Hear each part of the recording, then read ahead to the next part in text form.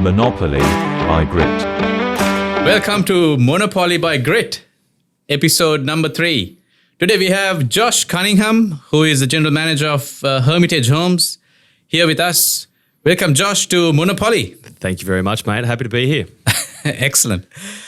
Did you wonder why the Monopoly came about? Yeah, tell me about it. I'm very interested to hear about it. Your setup here is absolutely fantastic. It's something very new to the space, but looking forward to it. Yeah, no, it all came about the board game Monopoly. Very good.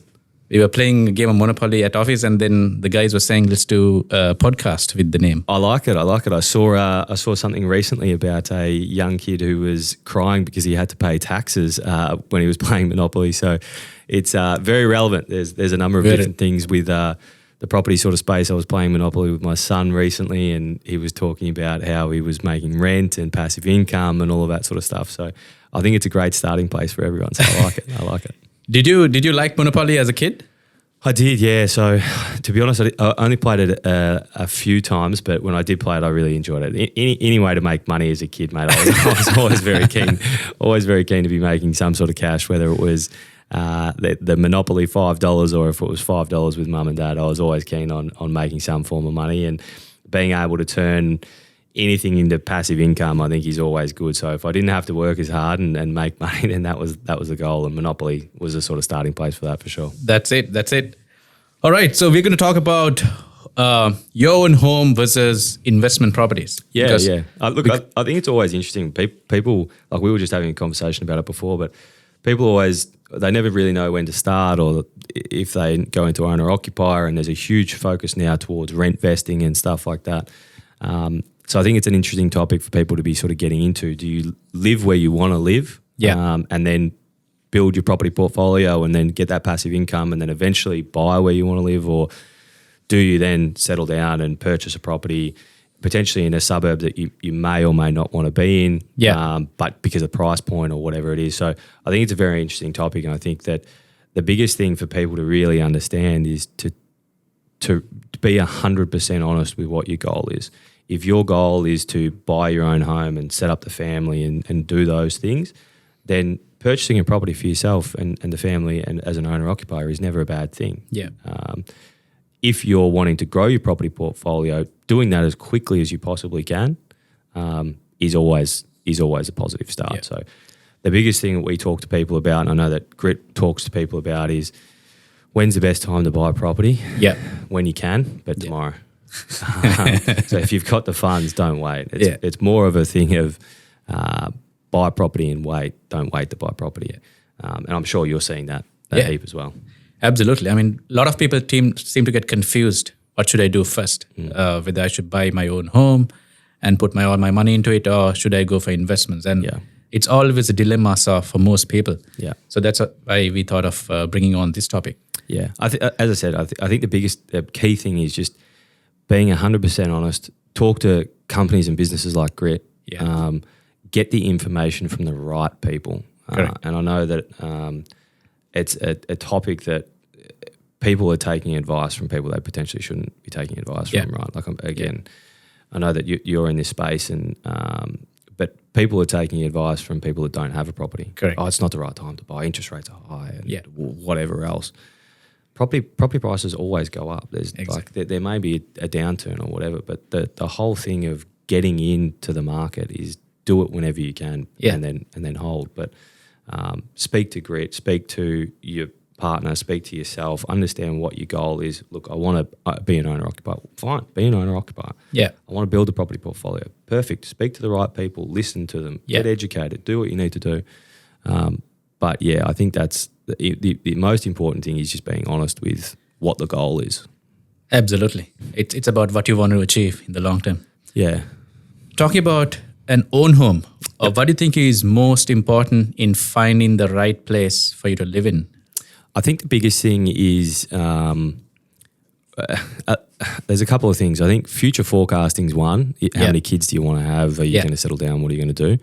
But the design aspect, I think, is extremely important. And then in addition to that, location. Yeah. So where do you want the kids to grow up? Where do you want the kids to go to school? If kids are on the cards, or if you're looking at an apartment, you want to be closer to CBD, you want to be closer to jobs and work or whatever it is. So I think obviously location's one, and then design is a major component of it. So if you're a family of 4 looking in Berwick, or if you're looking in Werribee, or if you're looking in Melton, you sort of relatively know the location, you know what's going to be within the area, but the design aspect of it is going to be good. Do you want the master bedroom at the front? Do you want the master at the back? Where do you want the aspects coming in? Do you want a north-facing block? Do you want a south-facing block? All of those different things are really important. And again, I always go back to making sure that you're speaking to the right people. Speak to your builder. Yeah. Make sure that they know exactly what your requirements are. Speak to companies like Grit. Speak to Hermitage. Speak to everybody to make sure that you're getting the right information back, because it can become very difficult. It can become a daunting process. There's thousands upon thousands of designs and builders and all of that type of stuff. Speak to the right ones. Make sure you're picking the right builder. Now more than ever, again, it's a conversation we were just having before, but now more than ever, picking the right builder is extremely important. Yeah. And end of the day, it's where you're going to live in. So Correct. only you know what you want. Yeah. It's all boils down to where you want to be, how close you want to be to kids' schools, close to work. Yeah. So and even like things like backyards. Yeah. Like, do you want a backyard? Do you want to kick the footy in the backyard, or are you happy with the park across the road? Yeah. If you want a backyard, you may need a smaller house. So again, they're all things that people just have to be 100% honest with themselves. Yeah. To go, look, maybe we don't need the 4-bedroom. We can deal with the 3-bedroom, and we get a backyard so we can play backyard cricket. Anyone that helped the Australian cricket team at the minute, I think, is going to be a big win. But yeah, they're things that obviously you have to be honest about. And then whether it's picking an estate, which is what Hermitage is obviously building in, or picking an apartment project, amenities, those types of things are obviously important as well. Yeah. And as you rightly said, it's a very interesting time in the construction industry. Yeah. What tips would you give a home buyer in selecting the right builder, especially in a time like this? Yeah, look, I think the most interesting thing is, and what we've seen is obviously the supply surcharges, trade and supply type of thing, the increases that have gone on. Within the building space, picking the right builder is incredibly important, but picking a builder with great financial backing that's going to be there, has got a great reputation in the past and has got a great reputation and looking forward into the future, is incredibly important. So we've seen more builders over the last sort of 12 months go into liquidation. But what we have also seen is the builders that were extremely well financially set up previously thrive. To give you an example of that, and obviously I can speak on behalf of Hermitage, we've gone from, in the last 2 years, we've gone from something like 35 staff to now just ticking over 100 staff. Right. We've got the capabilities to take on more and more work. We've won a lot of work. We've won a lot of market share. But other things we've done is we've got an estate, 217 lot estate in Melton South. We've got an 1,100 lot in Wallen. We've got a 176 room apartment, 4.5-star hotel, project in Richmond.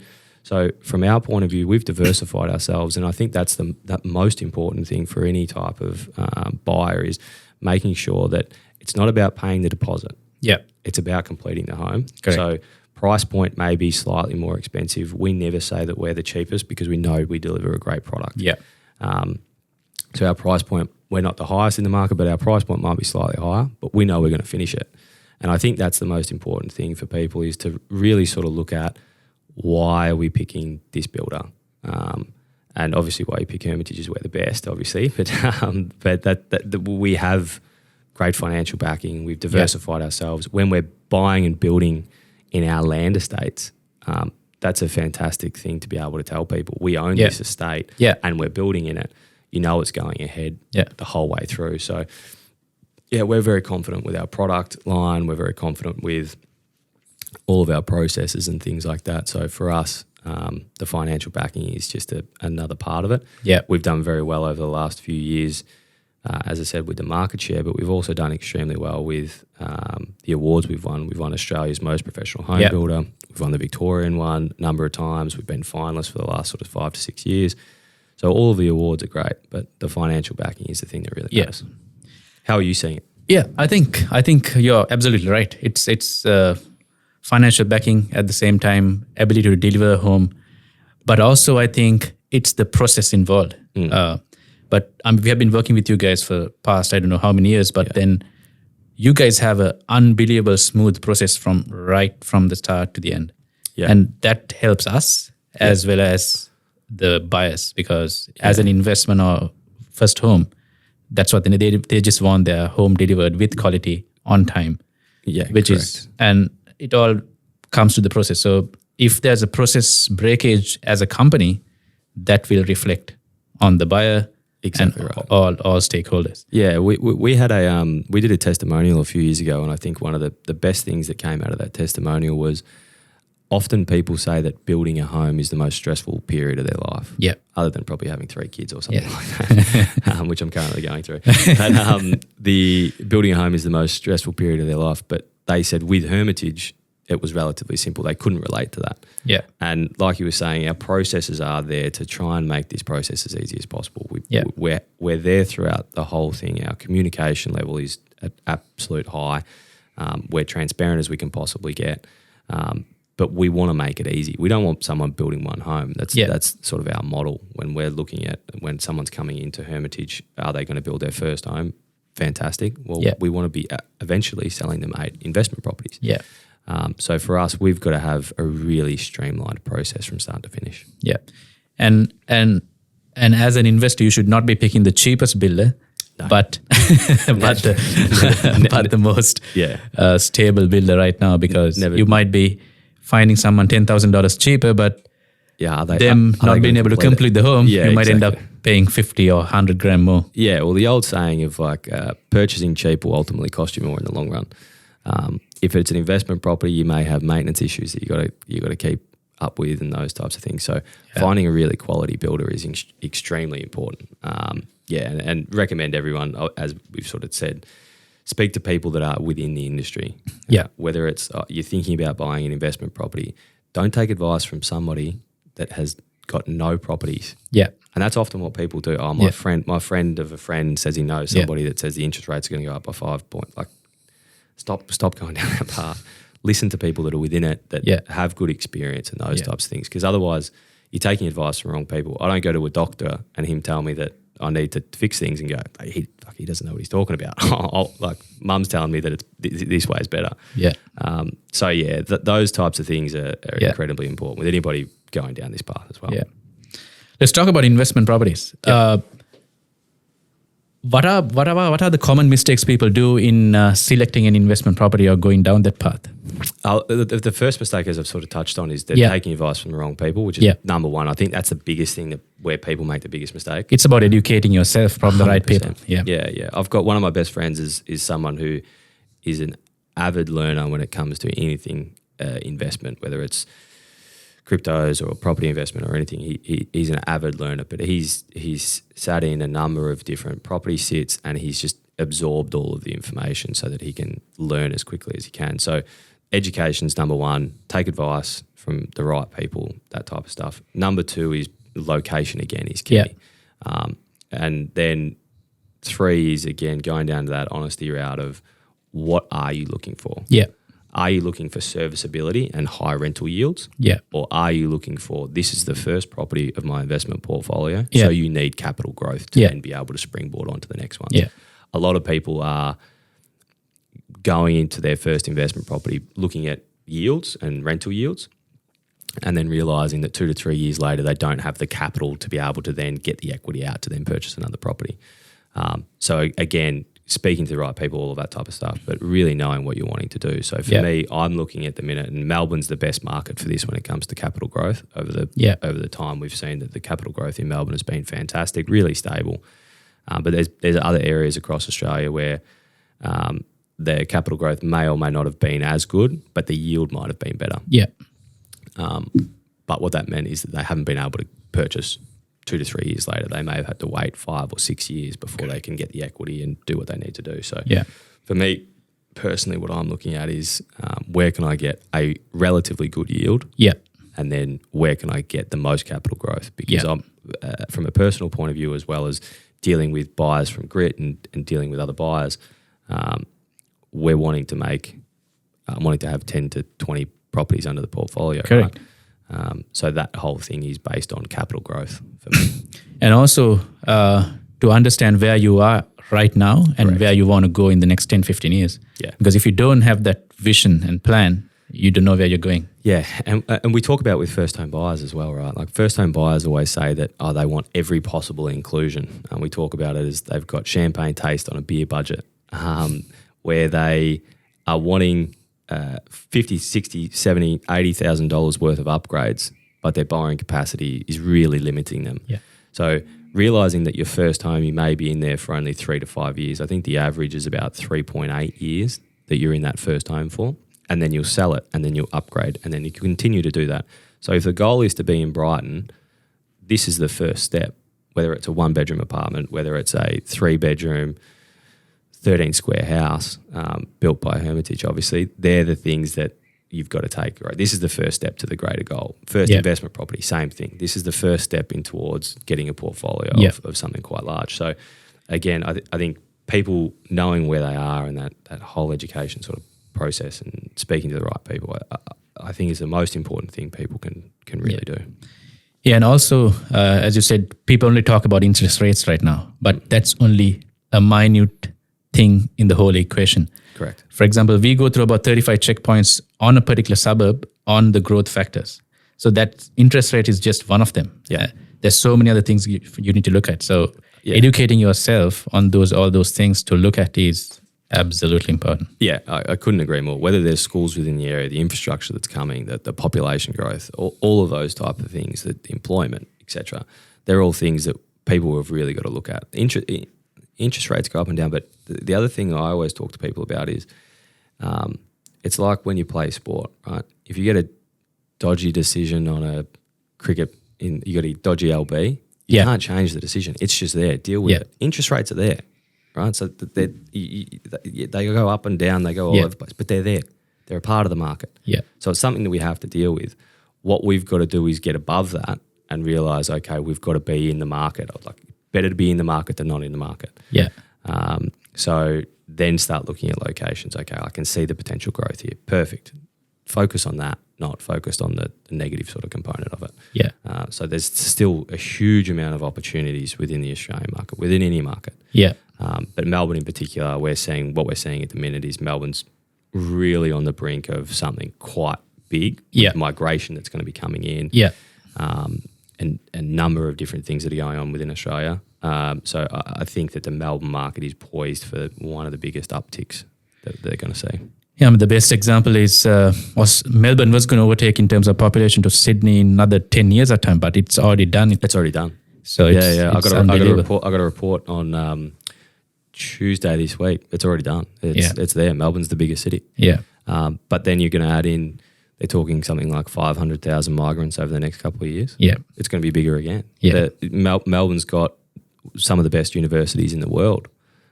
So whether it's going to be schooling, whether it's going to be jobs, whether it's going to be infrastructure, Melbourne's going to need all of the spending to be within this particular market. And if we look at the West and what the West of Melbourne is currently doing versus the Southeast is highly dense and populated, and the West is something that's building. But my God, there's so much going on out there at the minute. Unbelievable. Yeah. For people looking, like, again, we're talking to people about Melbourne being the number one market because that's where you're going to get that capital growth. It's going to be the one that springboards you to. You might purchase one, but next time you can buy another two, so you can go from one purchase to three or whatever it is. Yeah. Again, the goal is what you set. We're seeing it as a really good time to be getting into the market. Speak to everybody. Yeah. Learn and educate. And we talked about your own home. We talked about investment properties. How can someone leverage their own home towards investments? Yeah, so obviously if you've got your own home and the way that you're making your payments and stuff like that, and you're getting your mortgage and everything down, what sometimes people don't understand is that they've got equity within their home. So if you purchased a house a year ago for $550,000, that house now might be valued at $600,000. So there's equity that you can take from your own home and put it into an investment property or put it into something else. And for us, we're obviously talking about and focusing on properties because it's a part of Monopoly, it's a part of Grit, it's a part of Hermitage.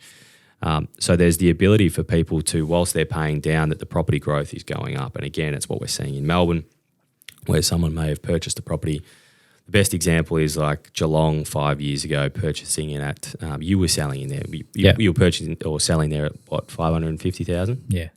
It's now 750, 800. Yeah. So the people that purchase there have that equity where they can go, okay, I'm going to be taking money out and purchasing another property. So being able to leverage property, I think, is absolutely fantastic. So it's not necessarily your money. You don't have to, like, yes, you can save the money, but the equity that you're getting in the first property is the thing that is driving the second and third and fourth and fifth. So the best way to do it if you're an owner occupier is get a valuer out on your house. How much do you still have left on your mortgage? Yeah. What's the current value? Do you have equity? What's the next game plan? Yeah. Can you get another property to help pay your mortgage down? If that's, like, again, speak to the right people. If that's a yes, then do something about it. Absolutely. I mean, it's part of your strategy and where you want to go. But a lot of people don't realize that they have equity in their houses, which they can leverage on. Yeah, correct. Rather than trying to save up for another investment property. Yeah. How many people do you get that own their own home within your business? How many people do you get that are owner occupiers that might not know that they've got equity in their own home? Yeah, plenty. A lot of people in Sydney. Yeah. Especially the people in Sydney, they have so much of equity. So much equity. God, what's happened in Sydney over the last couple of years? We were talking to someone the other day about 5 years ago they purchased something at like 680,000. It's now worth 1.2. Yeah. So do something with it. There's money there. But no, it's very true. All right. Let's talk about saving versus investing. I mean, a lot of people, that's the go-to thing for most people. Save, save, save. But if you look at any millionaires, billionaires, they don't have money in their accounts. Everything's been invested. Yeah. And there's a reason for that. And you just can't save your way to financial freedom. No, you can't. You can't. The old analogy of like cash is king, I think, is just not existent anymore. The best way to look at it is, what is the return on your investment? If you put $20 in the bank, how much do you have? You got $20. Yeah. If you put $20 into something else and you get a return, even if it's a 25, even if it's a 30, whatever it is, as long as there's a return coming in, then that's all you need. Yeah. So to start off with, you may need to save for a deposit, and that's obviously what people are going through at the minute. Yep, do that. Save for your deposit. But as soon as you've got the amount that you need, take action, because like we've talked about, if you're an owner occupier, you're in the market, you purchase property, 2 years later it goes up, you've got equity to do something else, whether that's a renovation, again, build an investment property portfolio with Grit and Hermitage Homes. These are type of things that come through with it, but don't continue to save money. Get a return on your investment, get a return on your money. Property's one of the best ones and the safest ones, as we've seen. Nearly every millionaire, billionaire always has a property portfolio because it is sound. It's there. It's bricks and mortar. You can touch and feel it. Yeah. So most people go down that route. And as I said, with everything that's going on in Australia, with migration coming in, with where current prices are, it's primed to be a really good time in the market for people if they get in at the right time. Yeah. And cash is not the king, cash flow is the king. Yeah. That's the way to go. Yeah, exactly. And then let's talk about cash versus assets, which gives you a passive income. Yeah. I mean, that's what you need at the end of the day. You just need 100%. Yeah. We talking about monopoly, using monopoly as a prime example. If you own different bits of property and then someone lands on your thing and they start paying you rent and everything, that's the ideal case scenario, right? Like I've fortunate enough to own a couple of properties, and they're bringing in money month in, month out. There is nothing that I need to do to it, a bit of upkeep here and there, but there's nothing I need to do. Tenants are in there, they're happy. Getting stable tenants, again, is going to be the biggest thing, working with a property manager that knows exactly the area and providing you the right people. But I don't have to do anything for it. Yeah. It's just there. It's continuously bringing in the money. If you're picking in the right areas and listening to the right people, you're getting positive cash flow. So everything that you've got towards the house, you've got your mortgage, you've got your taxes, everything that's coming in.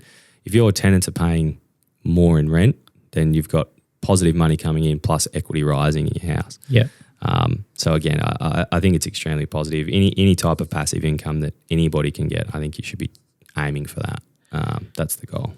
I remember playing a game of Monopoly. I was in the jail. Yep. But I had lots of properties. So I was very happy to be in the jail because I was just getting income every single move they make. Yeah, that's exactly right. That's exactly right. It's the first person I've ever said that's okay to go to jail, but that's fine. But no, it's very true. Like there's always, like, people are always looking to rent, right? And especially with, again, going back to where the market currently is, with prices where they currently are, and they will go up with the amount of migration and everything that's going to be coming into the Melbourne area. People will need to rent, and they will need to rent at a higher rate. So buying at the right time to maximise your return on your investment is so critical to getting into the market or being in the market. And I think we're at that right now. Yeah. And finally, how important is it to have a source of passive income coming your way every single month, every single year? I think it gives people it's more of like a convenience type thing, really. I think it gives people a little bit more comfort that they know exactly what's going to come in no matter what. Whether it's you wanting to go on a holiday, whether it's you wanting to buy another property, whether it's you want to buy your kids a bigger birthday present, whatever. The comfort level of knowing I'm going to get this in every single, or whatever the amount is, in every single month, I think is incredibly important to anybody. It just gives people a little bit of comfort level. They've got something to fall back on. Yeah. I think it's really positive for people to look at. And again, like, getting towards the end of sort of this, speak to the right people. Yeah. They can help you. They want to help you. But take advice from them, not take advice from somebody that has never purchased a property before, that doesn't really know anything about it. Yeah. If you're going into your sixth property and you're taking advice from someone that's got one property, there's a disparity there. Yeah. If you're looking at going into your sixth property, speak to someone who's got 25 of them. Correct. Because that, like, they can add value to you. I think it's just important. The passive income side of it just creates more comfort for the family, stability. People are looking, and I know your clients and things like that, people are looking at, do I buy a property for my kids? Again, the answer is always yes. Yeah. If you've got the means to do it, there's no negative. There's really no negative. Whether you're buying a property that's going to potentially be in a university zone, or whether you're buying it just for capital growth to give to them, or whether you're buying it just so that they have something when we pass away or whatever. There's never really a negative to it. And thinking about kids and buying properties at their time, 10, 20 years' time, you're talking probably 1 million, 1.5, close to 2 million. Easily. Right, like I remember I was just having this conversation with my father last night. He bought a block of land for 90,000. Like, where are you doing that now? There's nearly nowhere in Australia, anywhere. Yeah. It doesn't matter the suburb, where you can buy a block for under $100,000. Okay.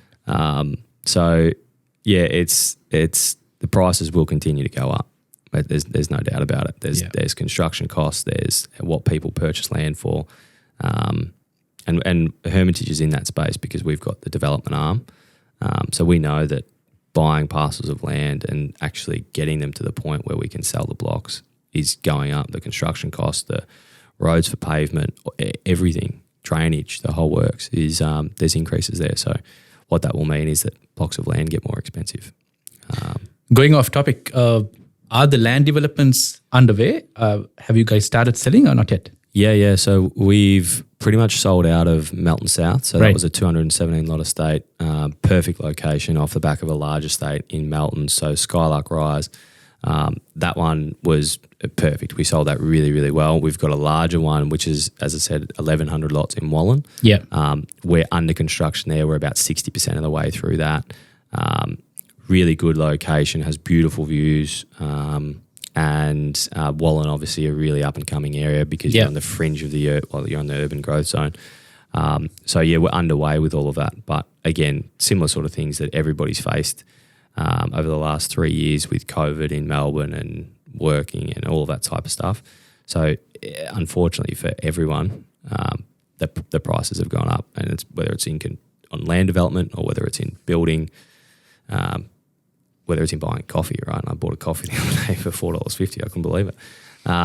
But they've all gone up. Everything's gone up. Inflation's a real thing. But buying a property now and getting into the market, I think is if you've got the means to do it, don't wait. That's right. Don't wait. Don't wait to buy property. Buy property and wait. Exactly right. Yeah. Thank you so much, Josh. It was great having you. Thank you very much, mate. Happy to be here and good luck. Hope it all goes well. Remember, cash flow is the king. It is. Speak to Grit and Hermitage. All right. Thank you. Monopoly